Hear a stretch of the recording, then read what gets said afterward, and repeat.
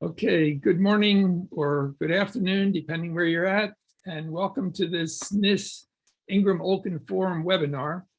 This webinar is introducing the upcoming Ingram Olkin Forum, which will occur in Washington, D.C. in January, on the topic Advancing Demographic Equity with Privacy Preserving Methodologies, Current Challenges and Potential Future Work. And we're looking forward to this activity and very happy to see all the people participating, and hopefully will be interested in coming to the forum in January. Before we begin, I'm going to ask Nancy Flournoy, who has chaired our Ingram Olkin Forum committee for since 2018 when we began this series. And Nancy, would you like to share your screen? Nancy Flournoy has a long history at NIST, the National Institute of Statistical Sciences, was part of the original founding committee and has remained active over these years. So Nancy, I turn it over. Thank you, Jim.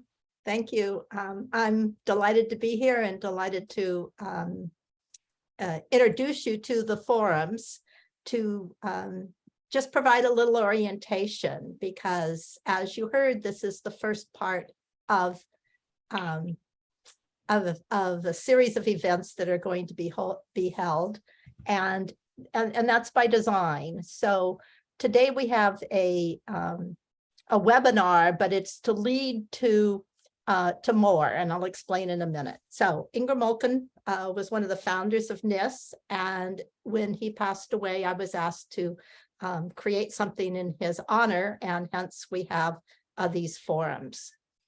And so I'll just say a word about, well, Ingram. We came up with this tagline, Statistics Serving Society, to try and reflect what the forums would be focused on, but also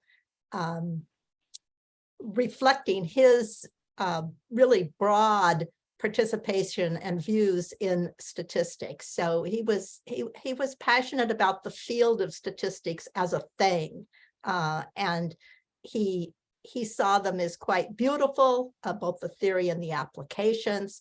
He understood that they were powerful for changing lives and changing politics and changing policy and changing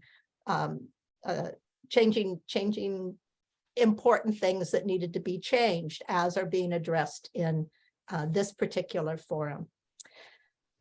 He understood that statistics can make unique center stage contributions to society, and he was really on the forefront of cross-disciplinary research back at a time when we sort of had the theoretical statisticians in their ivory tower, and we had the applied people out trying to do work, and they were kind of two different separate communities that had a lot of disdain for each other, and that really has melted away, and there's no longer that dividing line, and we can attribute that to Ingram. So the goals of the forums are that we choose societal issues that might benefit from the attention of the statistical community. So we're looking for important topics that are for which things are really happening in the world or in the nation and around the world, where statisticians aren't already embedded in the research activities and in the operational activities of that issue. And so we want to bring together statisticians and public policy collaborators and people from different fields. And our goal is to begin new collaborations. So right now, the webinar just sets the scene as to what is the broad view of the topic that is going to be addressed coming forward. And we will be really happy if at the end of this, we have people working together that had never known each other before and helping to push the initiatives forward. So this is just a sort of a little scheme of our track record. So the committee that oversees the forums was started in 2018, and we had our first forum in 2019 on gun violence. Of course, COVID hit immediately, and we had to do immediately thereafter, which really disrupted us because, again, our whole idea was to get people together into new collaborations, and we had to figure out how to do that online instead of in person. And so we're really delighted with this particular forum now being scheduled as an in-person forum, and that will help a lot. But we've really been impressed with what we could do to get people together online. So we had a series on unplanned clinical trial disruptions, algorithmic fairness and social justice, COVID in the schools, again, looking for a topic that not everybody was already, all the statisticians were already, gravitating towards, use of political force, and now advancing demographic equity with privacy preserving methodologies. In the wings, we have the opioid crisis and human trafficking coming along. So with that, I will turn the session back to Jim to introduce the organizers. Thank you, Nancy. And without further ado, let me ask Monica Hu from Vassar College and Claire Bowen from Urban Institute to introduce this webinar and the speakers, and they will also say something about the upcoming Ingram Oaken Forum in January. So with that, Monica and Claire, you should unmute yourself and take over. Thank you, Jim. Yeah, Claire, let's go. All right. Thank you so much. I'm Claire Bowen, and I am a Principal Research Associate and the Statistics Methods Group Lead at the Urban Institute. And again, thank you so much for all of you for coming to our webinar today. We're going to first describe kind of the topic behind or why we kind of picked this topic, and then kind of go more in details of this webinar, which Monica will go into. So first, one of the motivations for doing this webinar, or in the workshop in general, was that many statistical agencies do not collect or release detailed demographic data, and due to growing concerns about disclosure risks. So to address these kind of issues, some policymakers propose federal agencies to review and update their privacy protection methodologies with more modern data privacy and confidentiality techniques. However, as evident in the political discussions surrounding the 2020 census, there is a lack of communication among the policymakers, privacy researchers, and data practitioners about what privacy preserving measures should be taken and what their implications are.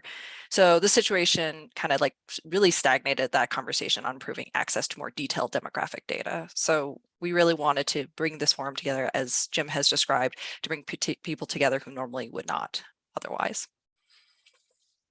Yeah, and hi everyone, my name is Monica Hu. I'm an associate professor from Vassar College, and I do a lot of work in statistical data privacy, including teaching a senior seminar at Vassar. So I wanted to mention that this current webinar that we're hosting, and also the upcoming hybrid workshop in DC in January, are actually a part of a series of what we call statistical privacy and public policy, which is generously supported by the Alfred Sloan Foundation. We, as the webinar and workshop organizers, actually found the NIST forum series very appealing to address the topic of what we're creating right now, because IOFs usually create the environment for highlighting statistical topics on a particular social issue that we all think statisticians should pay more attention to, and also draw in experts to develop statistical solutions for these issues. And so this kind of hybrid workshop that we keep alluding to, so you're probably like really interested and thinking like, oh, how do I get involved in this? And when is this happening? So this is going to happen on January 12th through the 13th. this next year, so 2023, it will be held at the Urban Institute. So for those who aren't familiar with Urban Institute is, the new building is actually at Elephant Plaza, and you can literally enter the building without ever going outside because you can go underneath the tunnel. So this is actually a really good centralized spot, especially if you're taking the metro system. So this hybrid workshop, again, the goal is to bridge the communication gap among the various groups that I described earlier to figure out how we could identify tools or develop educational materials that will improve expanding access to confidential demographic data for better public policy decision making. And in addition to connecting all the statisticians to public policy makers, working groups formed from this workshop will result in a white paper accessible and widely disseminated among policymakers. That's like one of our goals, but of course we're hoping to create long-lasting collaborations among these individuals or groups. So all the white paper, hopefully more manuscripts, will be suitable for journals such as the Statistics and Public Policy. And also part of this kind of white paper, some of the ideas we had are like, what are lessons learned? What are some of the barriers that are preventing these communications? What are some of the things that we can tackle together? Because there seems to be one of the communication gaps is that we as statisticians have one idea of what we think is the problems, but because we don't communicate with public policy makers, we're tackling the wrong kind of problems. So for more information, please check out the NIST event page for the details and how to sign up. So now we're ready to introduce our 4 panelists. I will start with Jerry Ryder. Jerry is a professor of statistical science at Duke University, where he also serves as the Dean of the Natural Sciences.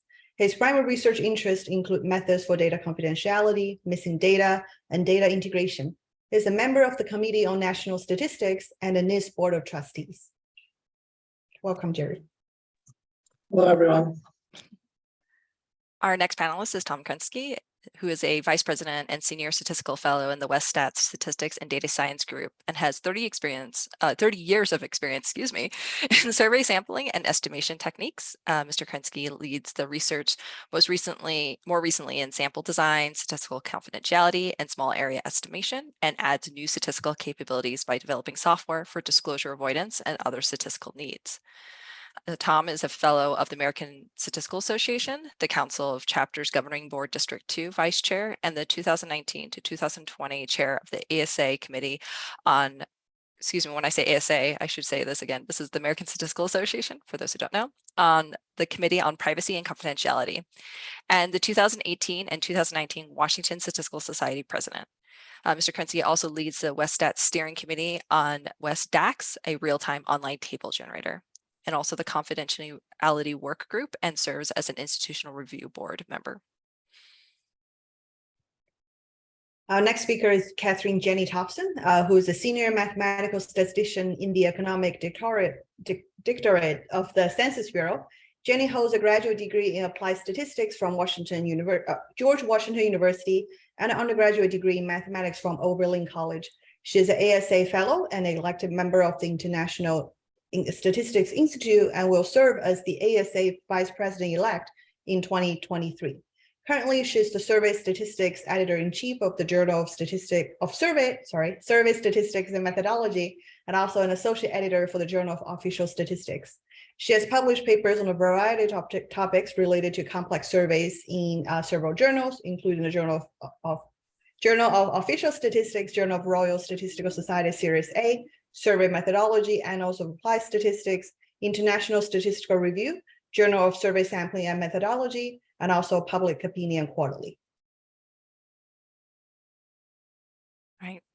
Last but certainly not least, Amy O'Hara is a research professor in the Massive Data Institute and executive director of the Federal Statistical Research Data Center at the McCourt School for Public Policy. She works on data governance, linkage, and privacy-preserving technologies. Her research focuses on population measurement, eviction, and debt data, and methods to improve secure data access. She received her PhD in economics from the University of Notre Dame, which is something that we both have in common, actually. We both graduated there for our PhDs. And with that, I'm going to hand it back to Monica to start off with the questions. And just as a quick reminder to all our attendees, this is a kind of more casual conversation with our panelists and those who are attending. So if you have questions, please type them in chat. We'll be monitoring them, but we do have some other questions to help start off the conversation. Yeah, thank you, Claire, and thank you for all of the panelists joining us and also the audience. So I will start with the first question just to warm up a little bit. For each of the panelists, can you share a little bit about yourself and how yourself got involved in data privacy and confidentiality work? I guess we'll just go with the order how we introduced everyone. So Jerry, can you go first? Absolutely. And first, thank you to NIS and to Claire and Monica for organizing this session. So I got interested in privacy and confidentiality partly as a sort of an outshoot of some of my dissertation work. At Harvard, my PhD advisor was Don Rubin. And the project I was working on for my dissertation was related to the 2000 census and sort of trying to do estimation when there are constraints that prohibit you from pooling data across state lines. And that notion of a constraint I found fascinating. We really want to do something, but there are external barriers, if you will, to it's the wrong word for us, but to make it hard to do that. And so as I was just generally reading about survey statistics and federal statistics, I found this other constraint, which was privacy, and trying to essentially to share data, to do estimation when we have this constraint that we're trying to satisfy, which got me hooked. And I just started reading more and thinking about it more and just dove all in. Thank you, Jerry. Tom? Hi, everyone, and thanks for the introduction, and thanks to NIS for the opportunity to be on the panel, and thanks to all that are here in attendance virtually. Yeah, I'd say how I got started is basically I did before working at Westat for the last 25 years. I worked at the Census Bureau for 6 years before that in the early 90s, and I didn't really work on statistical confidentiality, but I had an eye on the work that Laura Zayats and John Slana and others were doing and adding noise to establishment survey data. And I moved to Westat, and my first project was on an establishment survey, but I just didn't have enough background or experience on creating a public use file, and actually I don't think there were any public use files on establishment survey. So I said, I don't think this is a good idea. Well, lo and behold, they gave it to another company and they produced a public use file, and so that got my interest up and I got my curiosity going. I think they used some micro aggregation to do the data treatments. So, but after that, I got some opportunities with my former colleague, retired Chef Roy, and also Marilyn Seastrom on some work with National Center for Education Statistics, including their standard swapping approach there. I'd say that was really my training ground. We had a lot of interesting work with NCS and still do. I also have to say, Jerry, you've been an inspiration, although you're younger than I am, but your papers have really helped improve the field and helped improve what we do here. So thank you. Thank you, Tom. Jenny? Hi, okay, I'll begin by thanking for the invitation to be here and apologizing for my incredibly boring autobiography. I always send the same canned routine to everyone so they don't have to check it for typos. And I realized when I listen to it how boring it really is.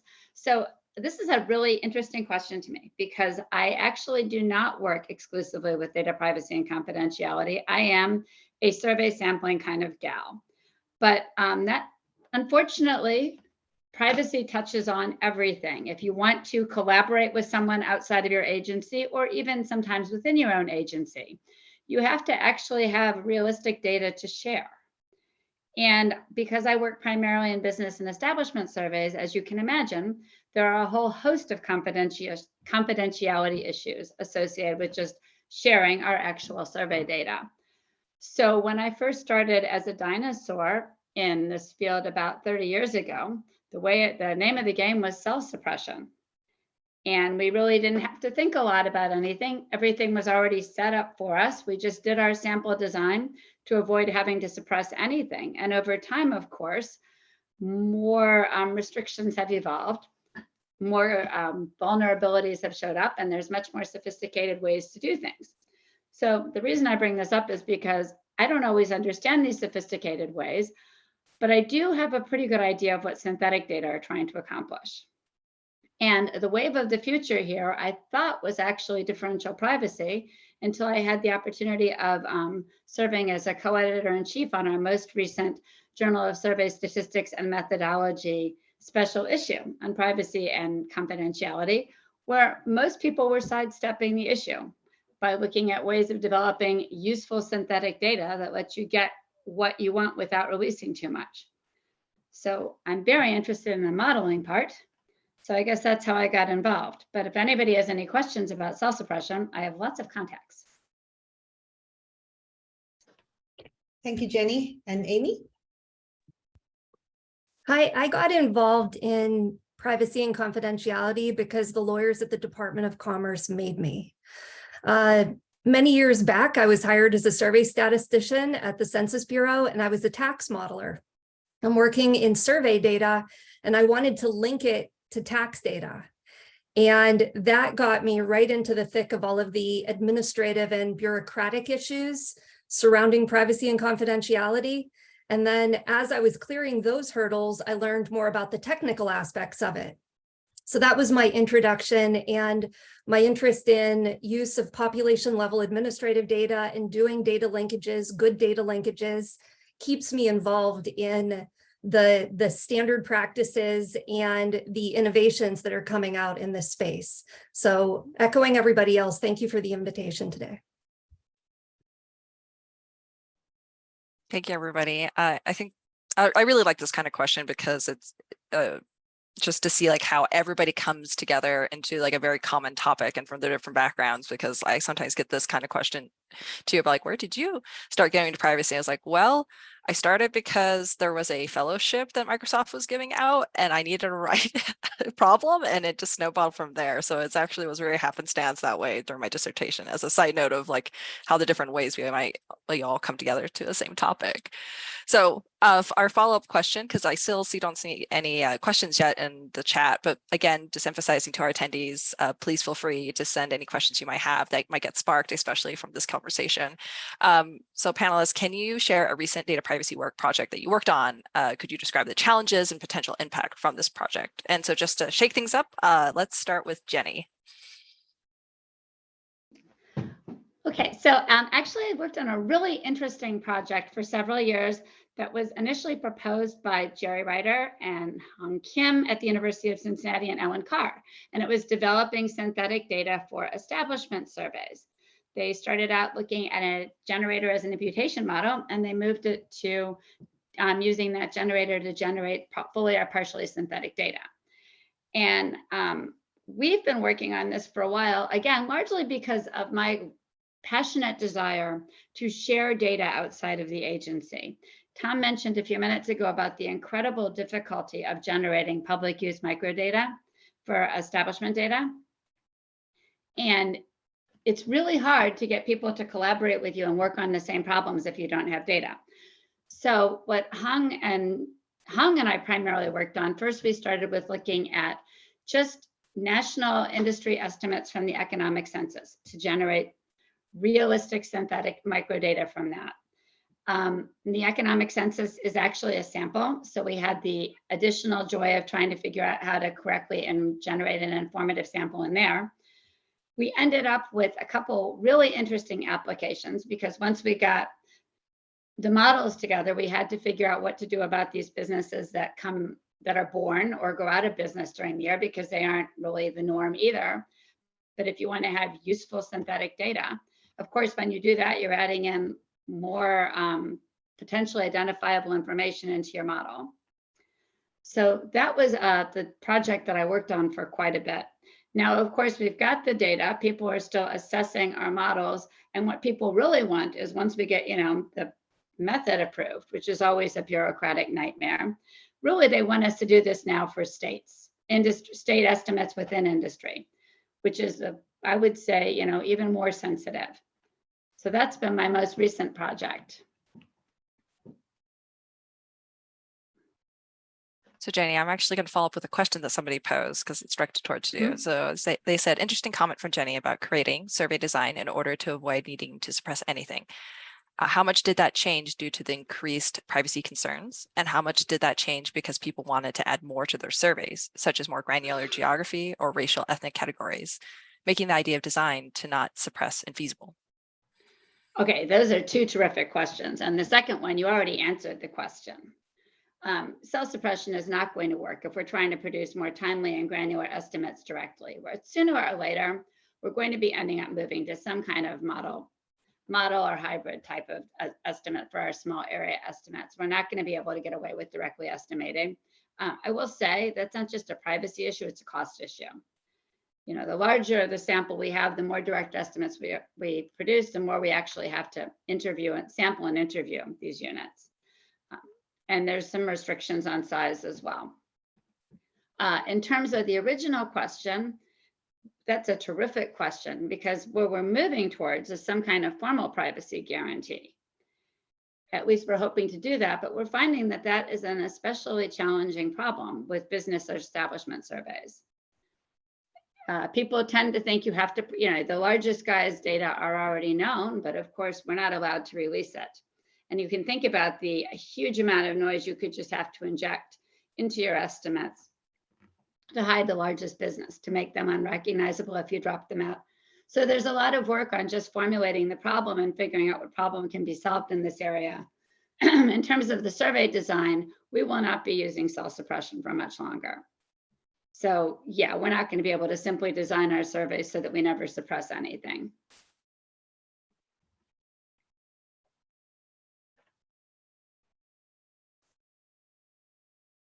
All right, we see another question chat, but let's wrap up this current question that we have, and then we'll circle back to it. All right, so the next person I have, I'm going to pick on Amy for any interesting current projects you're on. Again, just to rehash the question, can you share a recent data privacy work project you were on? Could you describe the challenges and potential impact from this project?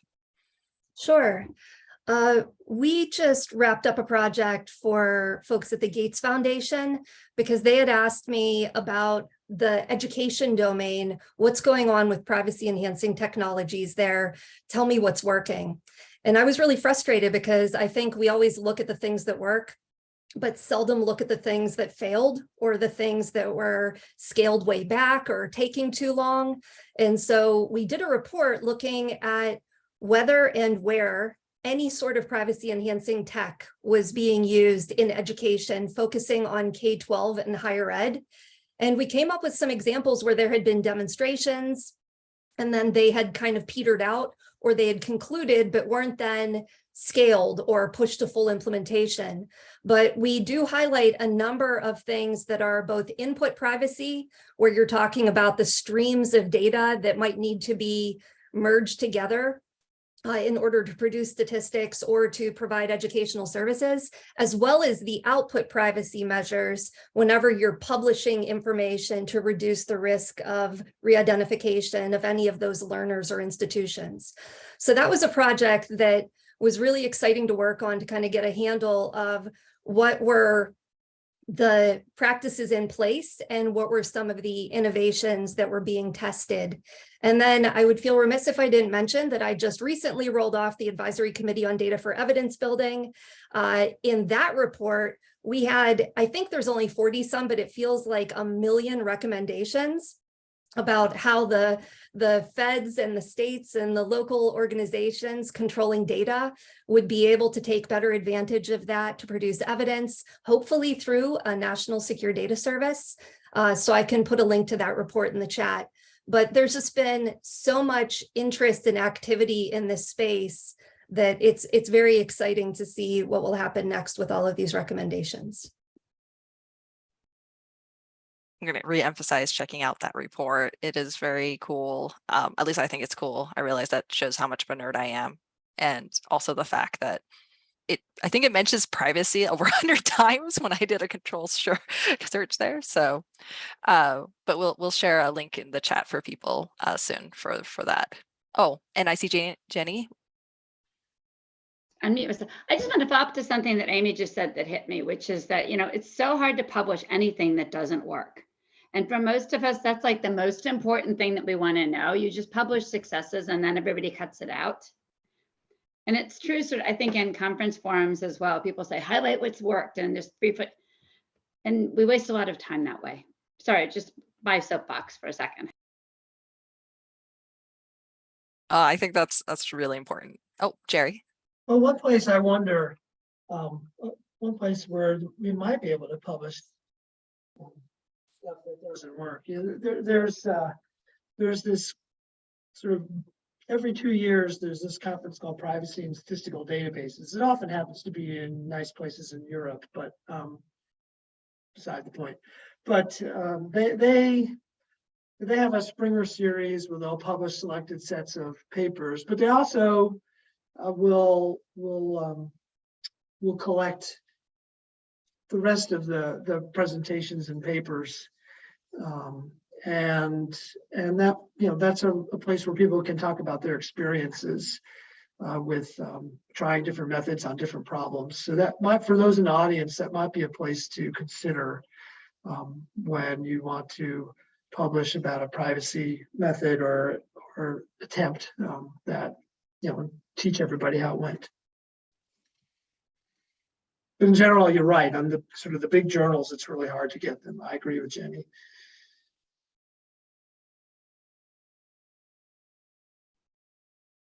Actually, with that, Jerry, let's start next with you on an interesting project that you've worked on. Well, it's just to be a little different. I won't talk about some of the applied projects. Let me talk about some of the methodsy kind of projects to add a little variety here. So let's see. So actually, one pretty recent methodsy project, which I worked on with one of my master's students, and it's sort of continuing in slightly different forms, is the following. There's a big push now, justifiably, for reproducibility, replicability, and in analyses. And you can imagine, for example, that a researcher, does an analysis on a data set, and they do some kinds of manipulations to the data. Maybe they take out an outlier, right? Something that people do rightly or wrongly all the time. And they present the results in whatever paper. They publish the results without this outlier. And another researcher comes along and says, well, I wonder if the conclusions might change a lot if this research analysis had been done differently, say with the outlier or with a different model, maybe with log transformations. They didn't include log transformations. I wonder if things would change, the conclusions would change if we had a slightly different model. So these aren't necessarily replication or reproducibility. I call them stability analyses. Are their conclusions stable for slight perturbations of the data or of the model, the analysis strategy? The challenge, of course, is that if one is going to release the results of those alternate analyses, there could be privacy risks. That outlier is a perfect example, right? Suppose you publish the mean without the original analysis publishes the mean without of a variable mean income. Without the outlier. And then the stability analysis wants to put the outlier back in. Well, if that is published and the sample size is known, it's pretty easy to back into what the value of that outlier was, right? So this is a really simple example of a potential disclosure risk that those like Tom and has built like table servers and things are very well aware of. And so how do we fuzz up these kinds of stability measures, and how do we do that in a way that we can assess or control the amount of leakage, information leakage that we have from releasing these? So with a student, we've been trying to develop some formally private, well, differentially private stability measures, reproducibility, replicability type measures, and that's been a lot of fun.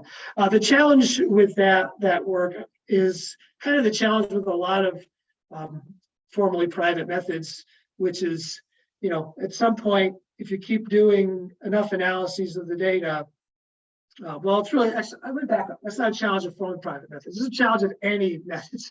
At some point, you do enough analyses of the data, then that, leaks a lot of information, and someone might be able to triangulate sensitive values. And so how do you design algorithms that can at least allow a large number of stability checks before the amount of information released is considered too large. So that's a general challenge with a lot of the formal privacy literature, as those of you familiar with it know.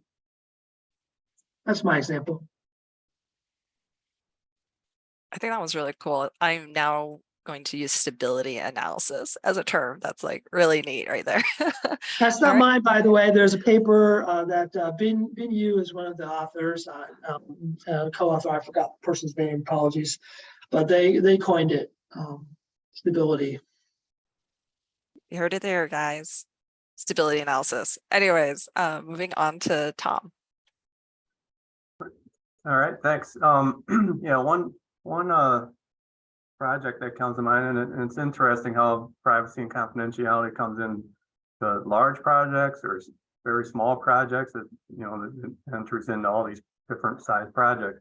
This one was a very small project with a startup company, and the goal was to release some, and let's just call it admin data that basically wasn't survey data, online in a data query tool system that they were developing. And they just consulted with us on some statistical confidentiality, and just want to make sure that maintain their data confidentiality. And so we had been doing some work for NCHS on something that we call dynamic subsampling, where you just for each cell in a table, you drop a record, 2 or 3, at random, and then reweight for that cell, and that was our way of doing some noise infusion for the cell, and we could do that to the replicate weights as well, and then you have variance estimates coming out of there. So this new problem though is with admin data, let's call it, and so the solution, we ended up dropping and adding. So instead of just dropping, we'd also have a chance to add. And I think it was basically a uniform distribution where you make this draw, the drop or add records, and put it and come up with the cell estimate based on that new sample or new set of records that are in the table. So so we call that the drop add up the queue approach. And this took a lot of convincing of the client.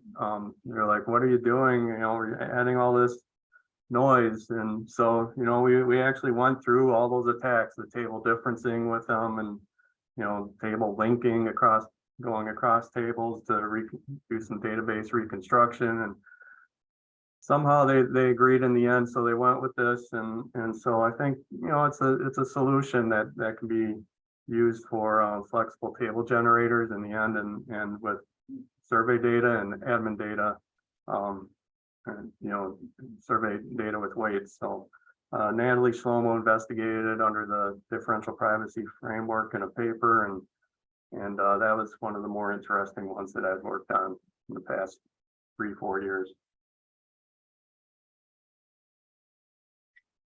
Yeah, thank you so much for all of the panelists and also the follow-up questions along the way. And we're going to go with the next one, which is also from the audience. Differential privacy has been around for several years by now. Do you have any examples from your own experience where it has been used, either successfully or with some problems? And we're just going to open up for any of the panelists to take it without going in particular order. I think it might be interesting for Claire and Monica potentially to answer this question too, particularly Claire with some of her experiences. I guess I can say something. I have not. So the biggest application of differential privacy in government statistics obviously has been the 2020 census. I have not been involved in that per se, so I don't have much. I don't have any insights beyond what you may have already know from all the news and readings that you may have done. But the one area that and I'm clear to follow up, one area where I think there's real interesting potential is this notion of providing feedback on the quality of inferences from some kind of redacted data set. So maybe it's a synthetic data set, maybe it's using traditional disclosure control methods, but applied with significant intensity. Maybe it's lots of aggregation, whatever it might be to make this redacted data set that gets released. If somebody analyzes that data set, how does she know whether her results are reliable from that data set? That's a real difficult question, one that we've largely swept under the rug for decades of disclosure control, right? We just agencies do stuff, and it's like, here you go, there you go. And you just got to analyze the data, and you have no idea if your analysis has been severely impacted or not. So it'd be nice to be able to provide users some ways to peek under the hood and see. By the way, I think that that's true for lots of other kinds of treatments that organizations do to data before they share it, whether that's dealing with missingness, editing, et.cetera. It'd be nice to provide ways to peer under the hood for that too, but we're talking about privacy. So one idea, is to provide, let users query some system that gives them some feedback on the quality of their analysis of the redacted data set, and whether that is some measure of how similar the results of the redacted and confidential data are. The point estimates, how close are they? How much do confidence intervals overlap? Or whether that's actually getting the analysis results from the confidential data, which is the current system that Census has in place for the longitudinal business data, synthetic longitudinal business data, longitudinal business database, and synthetic survey of income and program participation. Providing that feedback, again, it's this worry that we've gotten into, and as Tom alluded to it some with the worrying about all the table servers and query systems, as people query stuff, if they're not, they're being malicious. If they're malicious, they can submit enough queries in certain strategies and ways that they might be able to hone in on confidential data. So having some kind of guarantee, mathematical guarantee, that those risks can be managed is very appealing. It's really appealing, I think. In practice, it's not easy to do. Again, that finite budget issue, you can only do so many analyses before you really can't have any assurances that there isn't something leaked. That's what makes it particularly challenging. But I think that more work in that direction would be a really exciting application of formally private methods. I'm just going to quickly follow up on a comment that Jerry said, which is at the Urban Institute, we're working with the IRS, the Statistics of Income Division in particular, to try to figure out how we can do kind of that framework where we're developing a synthetic data set, which could be great for certain analyses, but for more complex ones that you would like to verify some of your estimates. We're trying to make a automated validation server. So validating meaning that you run the same analysis you did on your synthetic data, and just like Jerry said, then you get some result back that is noisy, but it's actually applied to the confidential data. And so that's where we're doing the formally private aspect. Now, some of the people in the audience who are differential privacy experts will kind of cringe a little bit, going like, that framework isn't perfectly formally private. But what we're finding through all these testing is that for practical applications, you have to do some sort of mix of the two, because there's no way to make a perfectly formally private system. Like, one of the reasons is that some of the data you might work with, there is a law that says that another agency gets access to the data and they can release whatever statistics they want. And in this case, it happens to be the Joint Committee on Taxation. And they, by law, get access to that administrative data, and they can release whatever statistics, again, that they want to do. So it's not going to be a perfectly formally private system anyway. So we have those kind of challenges coming up, and also trying to explain to people like issues of researcher A and researcher B both do the same analysis, but because in formal privacy system, they will both get noisy answers that are not exactly the same, but they're both valid. So how do you explain that to people, or to journals, or journals who say, hey, you need to reproduce the results. How did somebody verify it? So these are a lot of like social questions too that we're trying to handle here. And then before I hand it off to Amy for one of the examples she was talking about, or she would like to talk about, is that to Jenny's comment about challenges and or like things that fail, at least we're trying very hard at Urban Institute to be transparent about things that we tested and did not work. So I'm going to put a link to a chat with some of our white papers where one of them is like, this is our prototype and here's all the problems that we encountered on trying to make this prototype. So that's one of our ways of trying to also move forward the conversation there. So Amy, handing it off to you. Thanks. Just to the question was asking, do we know of other applications? I'm not party to this one, but we learned more about it during that study in the education domain that I mentioned. But the college scorecard is using differential privacy. So this is higher ed institution data being matched to IRS data. The statistics that are being generated are now differentially private. That was something that I think people like the data and they just don't look that close to the methods that were used in producing the data, but it's a good example out there. And now I have an example that is not in the government space, but there is a program called Social Science One, through which some academics at Harvard and Stanford partnered with Facebook in order to look at the Facebook, the graph, and make that differentially private to be able to let researchers look at studies that would be, especially in the politics and democracy domain. So they took all of these shared URLs, like what are the URLs in the Facebook graph, and they went through an enormous amount of effort to make that differentially private. And this is one where they did it, but the researchers that are using it were struggling to understand whether their inferences were accurate, because this was, again, it happened before the application to the 2020 census, and it was just like, hi, here's the data, kind of like what Jerry was saying.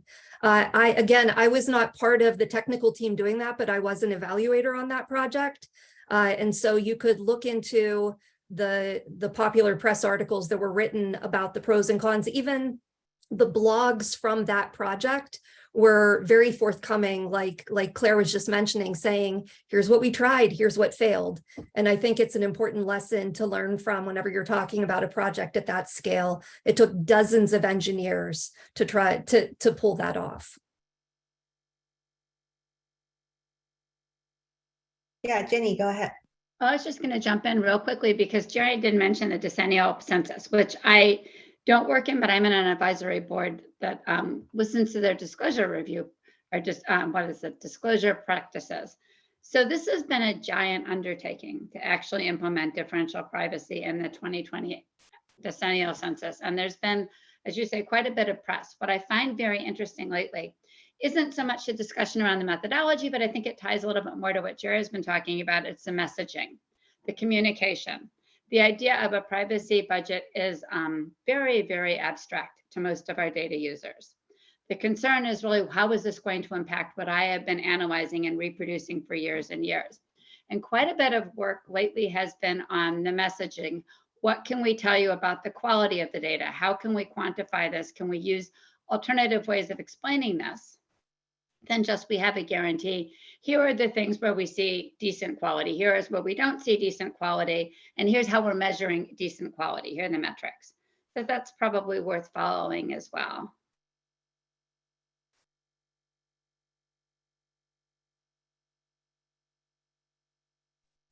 Yeah, go ahead, Tom. Yeah. I could just mention that we were involved with Bureau of Labor Statistics and given an opportunity to explore a possible data query system with differential privacy in there and under that framework. And we worked with say 20 variables, say, and this never came to fruition, but we wrote out the specifications to produce this. But so we formed a hypercube of the 20 variables, and with the idea that we would employ the noise infusion on that hypercube, and then the tabular estimates would be generated from that hypercube and sort of rolled up. We called it the bottom-up approach, and and we noticed that there was a lot of noise being aggregated up into the estimates, and so it got pretty noisy. So we ended up doing a calibrated version of it where we took the control totals from like all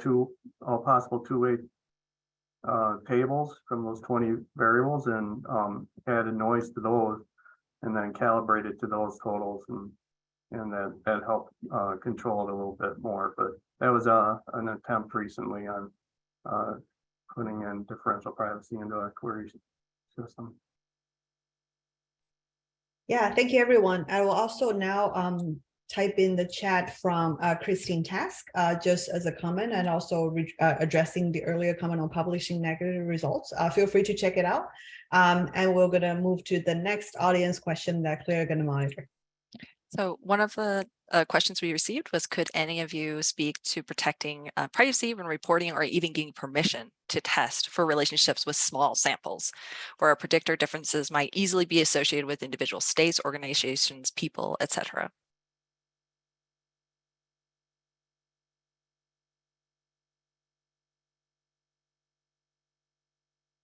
A tough problem, small estimation problem, right? Did you repeat that one, Claire? Sorry, I went a little Yeah, I fast. To speak about protecting privacy when reporting or even getting permission to test on relationship with small samples. So I think this is like getting to the point of like the small population problem, where you're trying to get estimates about individuals who are difficult to protect because of the size of that sample, correct? But then they tend to be the individuals or organizations or entities that need to be properly represented in the data. Yeah, that is a tough problem. You know, there's I mean, at a basic level, right, there's sort of the more unusual, you know, the smaller the sample size, kind of the, in some sense, the more noise we probably have to put in there, right? I mean, kind of in some holistic point of view, because you know, when you're aggregating all the way up to the entire country or whatever, entire industry, all right, you know, probably it's fine. But once you zip all the way down to, you know, there's only one or two individuals. I mean, it's long been known that that's where a lot of risks are. You can bring that down to street blocks. You can bring that down to industries with a small number of establishments. I mean, it just goes across different data types. You know, it's tough. I guess the reality is, and I'd be interested in fellow panelists and maybe audience reactions too, but the reality is, you know, if you're going to get some protection, you know, that there probably needs to be noise for those individuals, unless you can come up with some mechanism, some agreement that says it's okay, right? I mean, that's the other thing. You know, privacy is you know, there are many levels of it potentially, ranging from, I saw there was a question about remote access in the research data centers. You know, that's there's an implicit agreement there that, well, explicit too, because you sign agreement there that if you're a researcher, you're not taking stuff out and misusing it, right? You're not doing that. You sign the threat of 5 years of jail time and $50,000 in fines in some context, right? So there's that, down to, well, you can, where it's fine if we release that somebody, an establishment was in the survey, because that's already public knowledge, but we just want to protect, you know, their payroll or their number of employees or something like that. So there's policies that could be made that are specific to the problem at hand. You know, there is a framework on the formal privacy side. There's a framework that's a pretty neat framework called pufferfish. It's a funny name, but it allows one to kind of specify secrets, if you will, that need to be protected, and then you design some algorithm to try to protect those. And that's actually an approach that's being investigated at the Census Bureau for, Jenny may know more, for some of these, you know, sort of economic type variable, type data sets that where they have big long tails and you have outliers, and you have to worry about protecting these sorts of things. And some of it is, you know, there's trade-offs that get made like this. There's something called On the Map. Oh, that was an example of a differentially private or formally private application that exists. So On the Map is a tool that Census Bureau made, which you can you can visualize maps of the street blocks where people live and go to work. And the street block where they go to work is kept available as is, but where they live is synthesized. And it's synthesized, simulated to satisfy a formal privacy criterion. Well, as sort of part of that, if you look at the papers, one of the things that they did was they basically said, you know what? We are not going to synthesize the people who commute from LA to New York. We're just not going to do it, or LA to Des Moines. You know, we're just not going to do it because there's not enough of them. And to try to like create those things, just really, it kills our accuracy. And so that's a trade-off where they basically said for those outliers, those small cells, they just threw it away. But the application there, I mean, if you think about the application, it's really for transportation planning, disaster planning, these sorts of things. We don't really care too much about I'm sorry, hoping nobody's commuting from Des Moines to LA, but we don't really care about that, that transport option when we're thinking about disaster planning and transportation planning and things. So it's, it's a function of what you're willing to consider as confidential and the purpose of the application. I want to sort of follow up a little bit on my question that I never got to answer before, which is I always tend to think too of some privacy protection coming from sampling. That's not going to be totally true in a business survey, obviously, where you're going to have some units that are more likely to be sampled than others. But if you're a 1 in 10 sampling rate, then you might not be you might not be the lucky one. Coming back to where you were talking about small areas and small groups, it becomes much more difficult when they're non-probability samples. A big case and point that we had at work recently was on our cognitive research, where we deliberately ask individuals or corporations, but to do some targeted direct research on our questionnaire design. And we're collecting very detailed data from them. And historically, there wasn't a lot of thought about whether or not those data were protected because everyone signed a release, except you think about what that means, it doesn't mean very much. We have an obligation as an institution to protect them more than they think that release should protect them.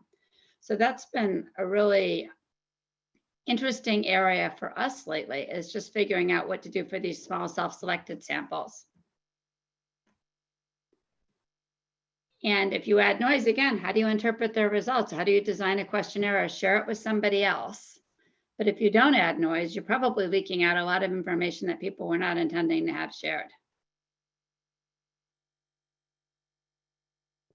Piggybacking on that, just the opportunity to use already collected data for evidence building, it isn't in this construct of did they consent whenever they opted into the survey. It's data that were collected and likely they're on the table to be used for different studies. And so the way that the question was phrased, getting permission, it's like, yeah, you're not really asking permission. You're just, when you're using it in the federal statistical system, you are assuring that you're only using the data for statistical purposes, not for enforcement, not for surveillance, not for marketing, just statistical purposes. But then that lets you kind of skirt the whole consent issue. So I think it's going to be interesting when we get more to these population level data joins and analyses, that some of the methods that the statistical agencies have honed for protecting sample surveys are going to need to be revisited. And just to underline that, if you think about joining, let's say, a survey to an administrative database or two administrative databases, sort of by definition, that administrative database is somewhere outside the agency, right? And so, it may be a private sector company that has the database that we're trying to join to. So, that creates other disclosure risk problems. I mean, I know one of the questions we were asked to think about is where are research opportunities? Well, this is a great one, right? I mean, what are the disclosure control ideas that we need to think about to enable these sorts of linkages when we know the data exists outside the agency that originally, sorry, other data on these individuals that we're linking to, they exist outside the agency that has the data. I mean, there's no question. So we release the data as is, then that could be, even with a little bit of perturbation, that could be a real disclosure risk because that data already, they're somewhere else. We know that.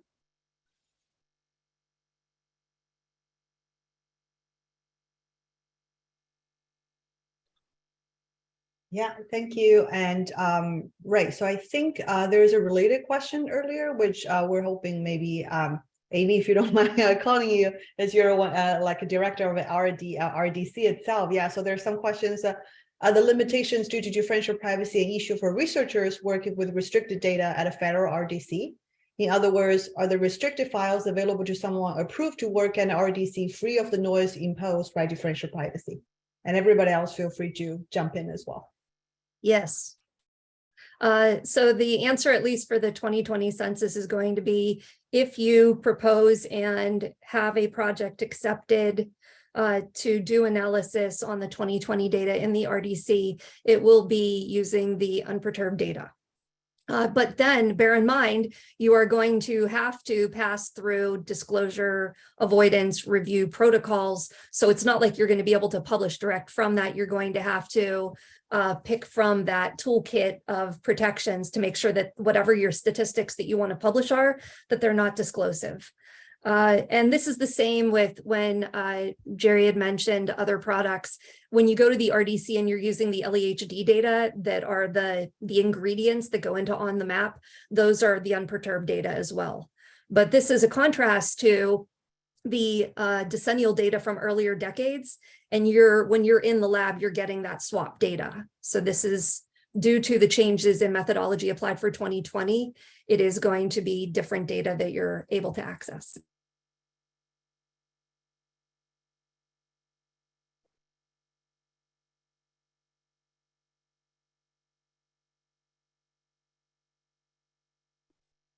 All right, thank you. And Claire, do you want to go with the next question from the audience about utility and risk trade-off?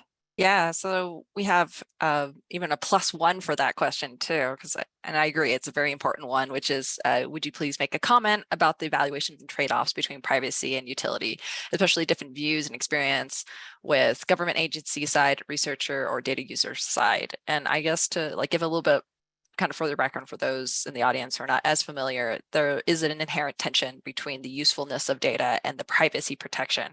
And I'm going to give a quick example because I think people think that you can have both and you can't. So what is the most protected data? You don't release it at all. Is it very useful? No, because you have no access. So what's the most useful data? You fully release it without any alteration. Is that very protective? No. So trying to figure out where it's somewhere happy in between situation is a whole field in itself within this statistical disclosure control area. And with that, our panelists, do you have any comments to that question? I just want a quick one jump in, and then I want to let others on the panel talk. But it is also true, though, that some privacy technologies can also unlock data, right? So, some data we can't, there's just no way you can get access to them, or the sample size is massively cut down because of privacy concerns or massively aggregated. Whereas, once we apply some kind of privacy enhancing technology, I use the buzzword, then that might allow us to at least, use more data or make data available that were not previously. So Claire's correct that there is a trade-off, but sometimes applying privacy techniques helps you kind of jump a level, and then you have the trade-off. What's the other panel's answer?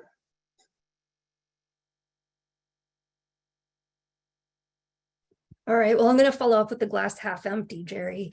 Having spoken to a lot of data users over the past couple of years, they're just like hands on hip. What are you taking away from me? Why does this data look crazy? The 2020 data lack face validity. You published all this data and told us not to use it at the block level. Why the hell did you produce it at the block level? Like, don't give me something I can't use.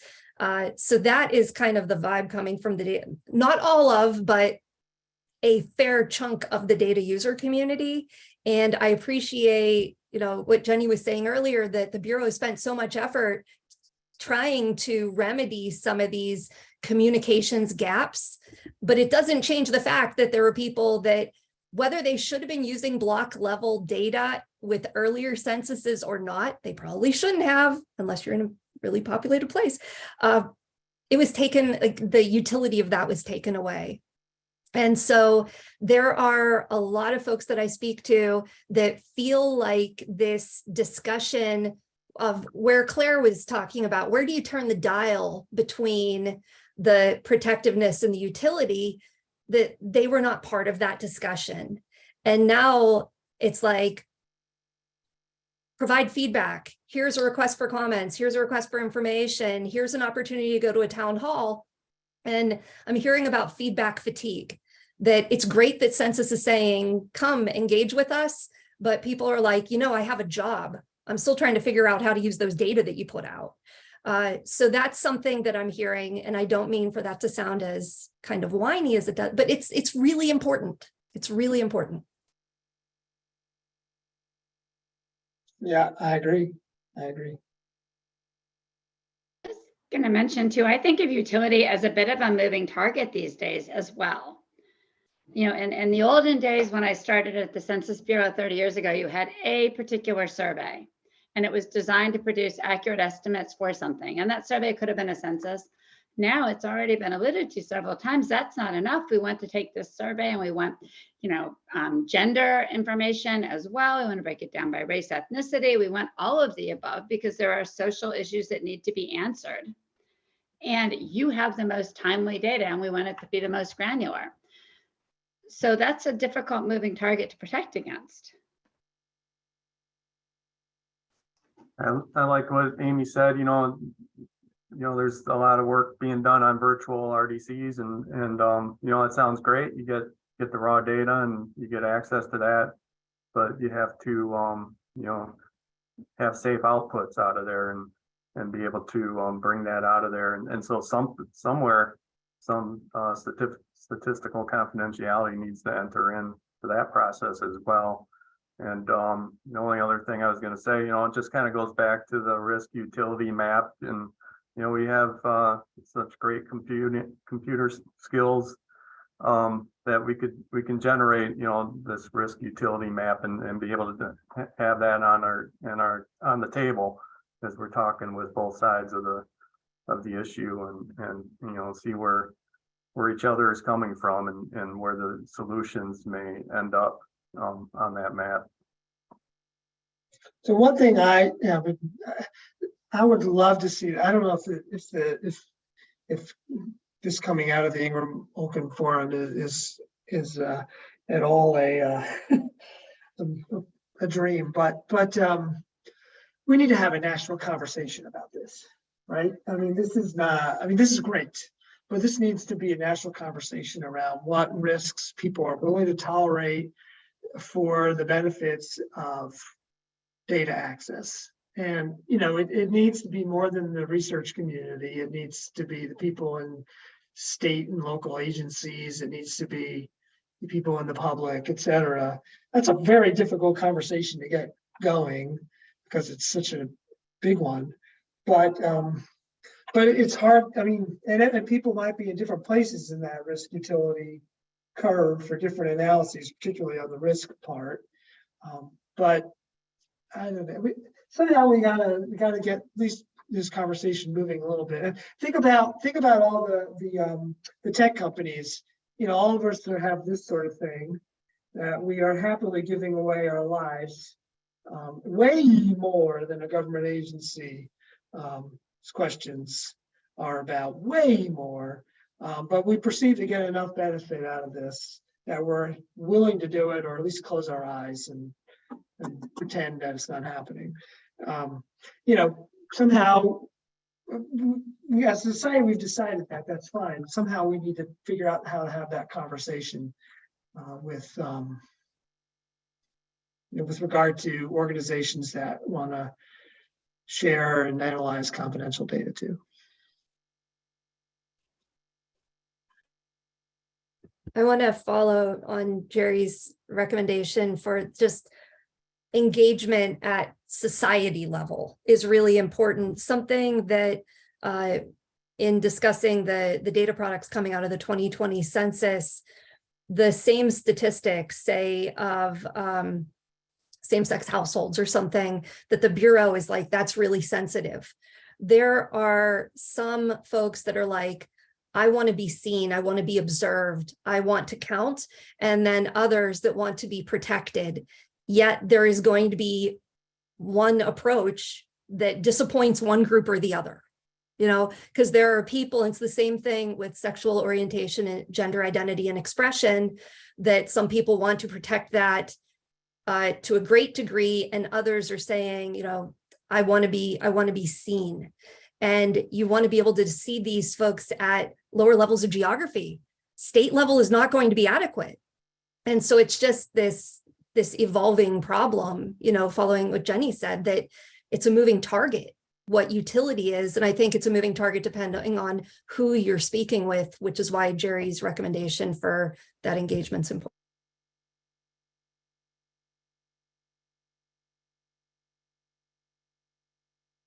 Thank you, everyone. We have actually a few more audience questions. Let's try to see how much we can cover, given we have about 20 minutes left. Yeah.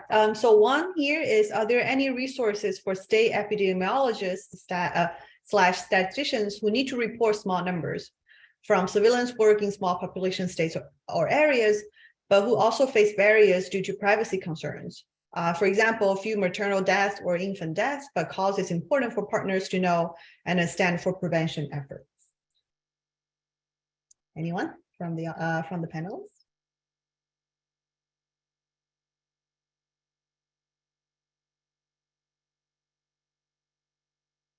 That is a great question. I think the Massive Data Institute was going to take that all on, right, Amy?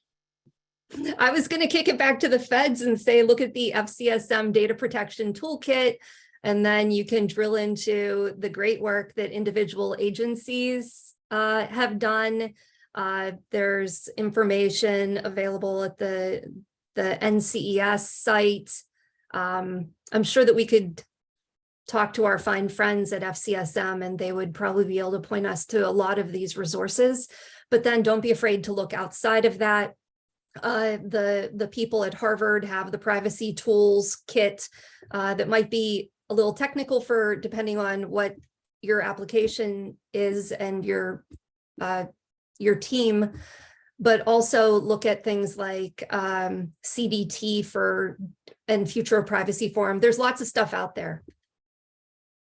One thing I would say too, you know, I found over the years that this partnership that I've been blessed to have with the Census Bureau has just been, you know, phenomenal for myself and for my students, and I hope it's been useful for the Bureau too. I think so, and so that's a model, right? I mean, if you're in an agency or an organization, there might be folks at local state universities or universities in your state, I should say, or companies and organizations like Urban that Claire is involved in that have expertise. And, you know, not every academic is open to collaborating, but I think a lot of them are, especially these days. And a lot of us, you know, particularly in the privacy world, you know, there's definitely a set of people who write papers to write papers, and that's okay. This is advancing knowledge. But there's also a lot of us that really want to like help solve practical problems and develop methods that can be used to solve practical problems. So I don't know. It might be worth cold calling. I get these kind of emails. I guess I'm opening myself up now anyway, but I get these emails from folks, you know, with some regularity, and you know, I'll refer them all to Monica. She's one of my former PhD students, and she's great. So, but anyway, it's worth thinking about. Yeah, I would just echo that. As Jerry mentioned, I'm one of his former PhD students, and sometimes got these referrals and all that. Yeah, so like for me, working at Vassar College, even though it's a small liberal college, we still do a lot of research, not necessarily with students, because we only get undergrads and all that. But recently, I guess, especially after getting tenure, things are a little bit less stressful with, publishing papers and all that. But at the same time, I think it's more exciting to actually start to do some consulting works for, state level, city level agencies who are trying to figure out like privacy and confidentiality issues that they're faced with. So I just want to echo what Jerry was saying, that as a academic person, I think it's really interesting and broaden up a lot of, not only just consulting applied problem opportunities, but also advancing the research along the way as well. Sorry to take the time, and should we go to the next question, Claire? Yeah, we'll go to the next one, and just a quick comment. We are collecting the links and some of the like tools that people are mentioning, and we're going to hopefully get that posted on the website as a suggestions from the audience, saying that it'd be nice to have this all in one spot after the webinar is over. So the next audience question is: the statistical community is certainly adapting to the wave of new problems concerning data accessibility. Has legal theory underlying data privacy followed suit? For instance, is there a legal perspective on the dissemination of fully differentially private synthetic data?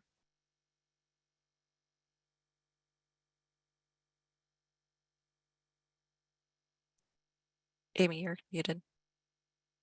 I said that's a Jerry question.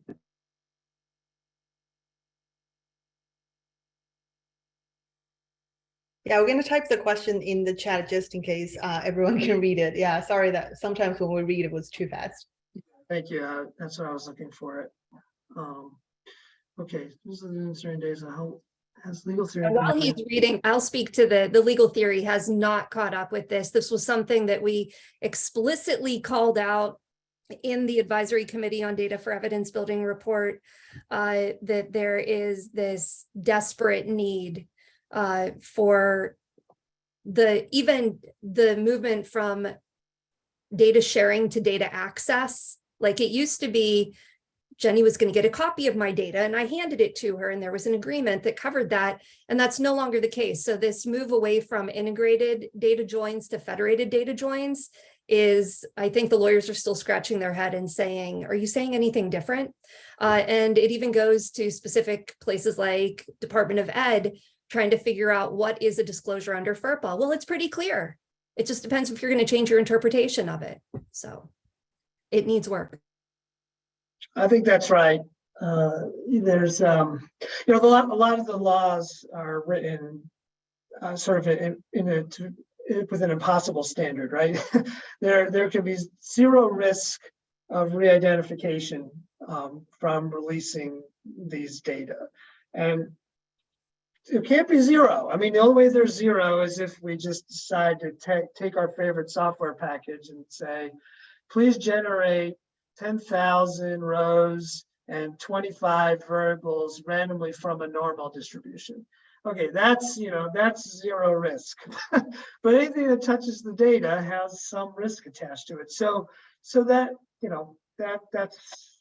that needs to be updated. And of course that's always, once you start allowing for updates, you never know what's going to happen. But that needs to be done. The other thing, there is a bit of work that we've seen, but I agree with Amy. This is kind of really in its infant stages. There's a bit of work that are trying to take laws and map them mathematically onto privacy criteria or privacy definitions. So Kobe Nassim, for example, who's one of Amy's colleagues at Georgetown, he's got some papers in this space, NISSIM, that try to do that, like for example with GDPR. There's definitely need for that, a lot of need for that, and figuring out where privacy methods can sort of solve some of the problems and where they can't, and how the legal solutions need to kind of fill in those cases, and how the legal and regulatory solutions need to complement the policy solution, the technical solutions. That's something that also I don't think we have a great sense of. Is there any thought of who is going to be most damaged? I mean, I always wonder about a big company that publishes its stock reports, so you have an idea of what that is. we can damage anything by by somehow leaking that information. Not that, of course, as an agency we ever could, but when we're talking about small vulnerable communities, you sort of have to wonder,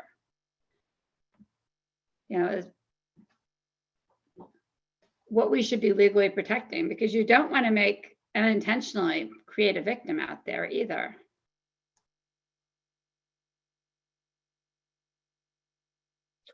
Yeah, I've wondered, I think Amy raised this point about everybody has a different sense of what's confidential to them or not. And, I've often wondered if somehow we could design data collection instruments where people can decide what they're willing to share and what they're not. And, I would check off for the decennial. Also, sure, you can share everything of mine. I don't care. That's fine. But other people might not. They may not want to say how many people live in their house or what their within household relationships are or anything, or their ages or races or anything like that. But that could be an individual specific decision. That would be interesting from a survey methodology point of view.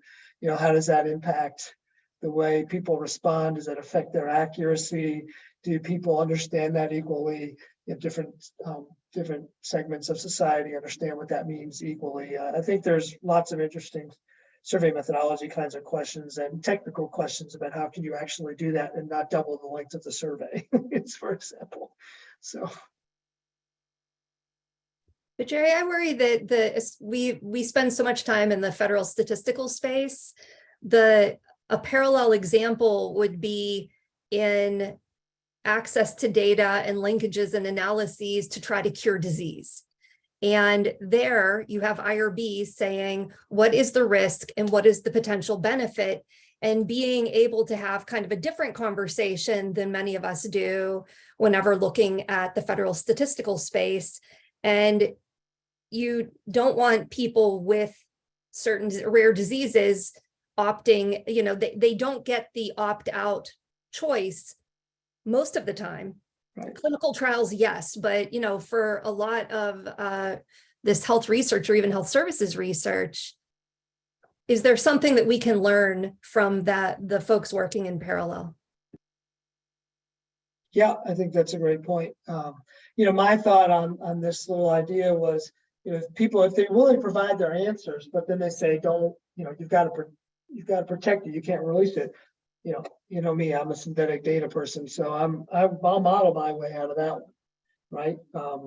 And just try to synthesize, given people who said no, and just see if I can synthesize my way out of that one. But yeah, those are the kinds of questions of the selection of who says yes, who says no, and then trying to make sure that the people that say no, they won't be representative. There's no question in what that means for the inference and whether there's any way to but encourage them to come in. I mean, the difficult part, of course, is that we're not talking necessarily about data that are still going to be behind some firewall. Like when I go get IRB approval, for some study I want to do over with people in the hospital, they'll sometimes let me have the data, but I've got to analyze it in a secure environment. And I just did a linking, Amy, I just did a linking exercise and we wanted to, it was a pretty cool project, actually. We want to create a map of people, who we were able to link. Well, we can't do that because, which I think is right, because it would reveal where people live and that would be a problem, right? So all that is to say, I can do these kinds of analyses, but once I try to make it public, whether it's data like an agency wants to do, we hope, or statistics, that it starts to get into this zone that we're in, worrying about the privacy and the confidentiality.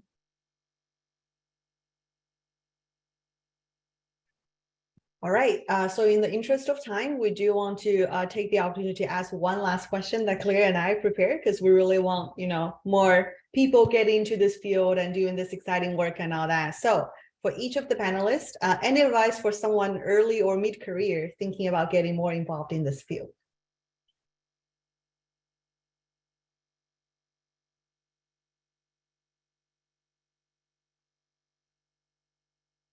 I'll just say, you know, on the, as a data producer, contractor for a lot, most of the work done for the federal government, you know, just starting here, you can find your way, you know, with, gives you a viewpoint of many different agencies. There's different viewpoints among agencies. And there's a lot of data flowing in and out of our company. And so there's opportunities to learn on as you go, and protecting data and dissemination of data as it goes out. You know, there's challenges along the way on communication, but there's also other chapters at ASA, and there's other available guidance and consultation opportunities that can happen, and working with the government as well, with them being think tanks and consultants and leader and subject matters and so forth. It's a interesting place to work. So so it's a matter of finding the if you get going in it in a place like where I'm at, you know, there's a lot of literature on the subject. There's points of contacts in the company to get going, and also actually WSS, I'll put a plug in for the Washington Statistical Society, that they have with the Government Statistical Society, they have a mentoring program. You can get matched up with someone to talk through these issues as well, to get going on the topic.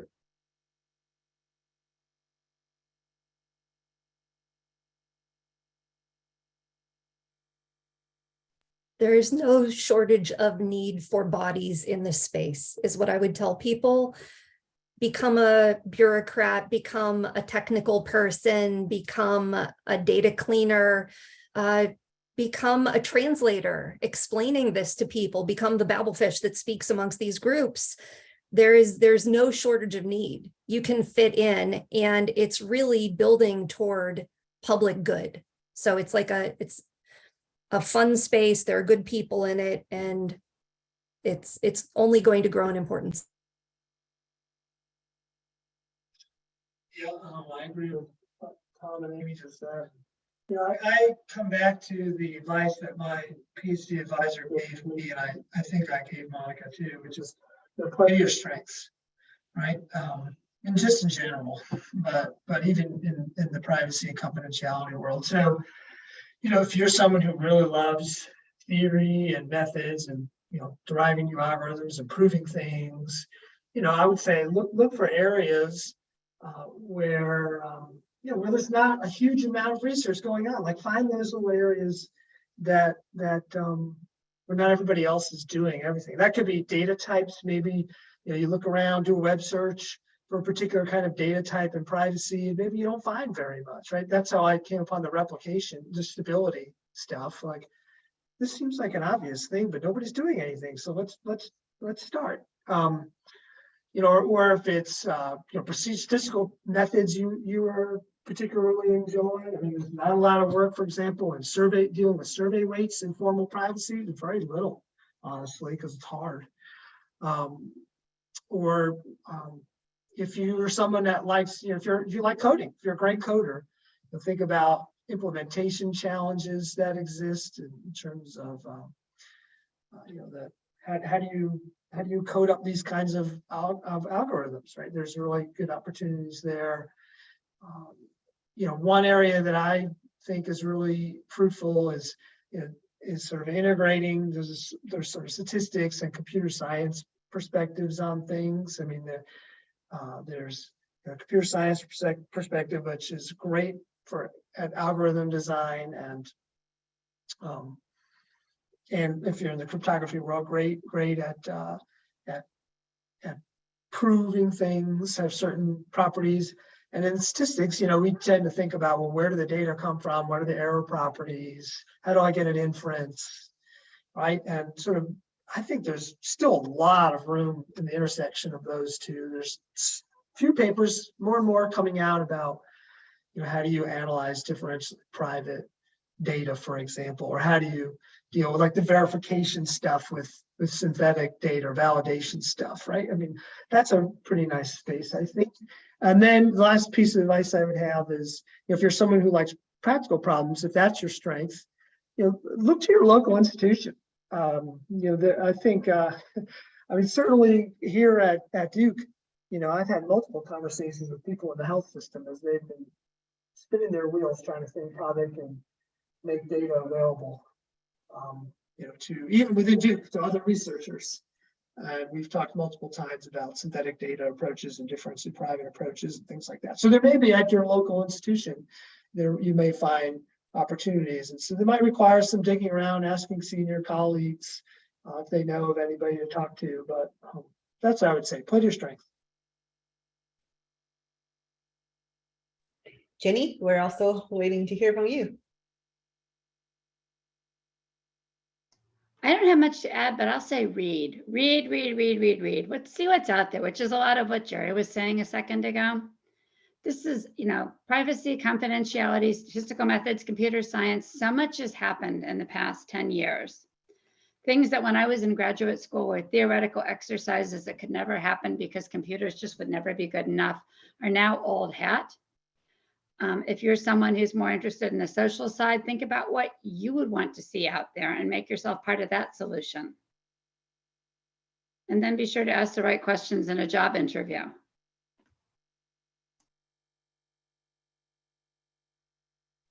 There's a question in the chat about that's connected to some of the things that was just said about, I know we're late, so I'll be quick, about doing more complex analysis techniques with data that are redacted, whether it's through formal privacy or some other method.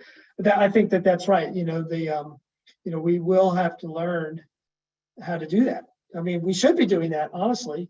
We haven't been, like I said before. We've all taken whatever agency data are provided to us, whatever hot deck imputation has been made, whatever recodings and edits have been done, whatever disclosure practices have been made, and we are just pretending that they don't exist and just analyzing the data as we get them. And that's a paradigm that I'll give the formal privacy people a lot of credit. They kind of, in my opinion, have shown the light really brightly on. This is we have to think about how these protection methods were implemented and how these other data treatment methods were implemented in order to get valid inferences and somehow account for them. And that is a very ripe area for people to go into for research. There's not enough there.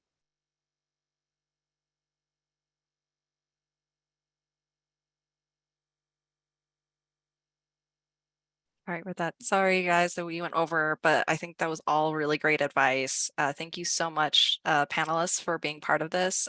Jim, is there anything you wanted to conclude for this, and Nancy?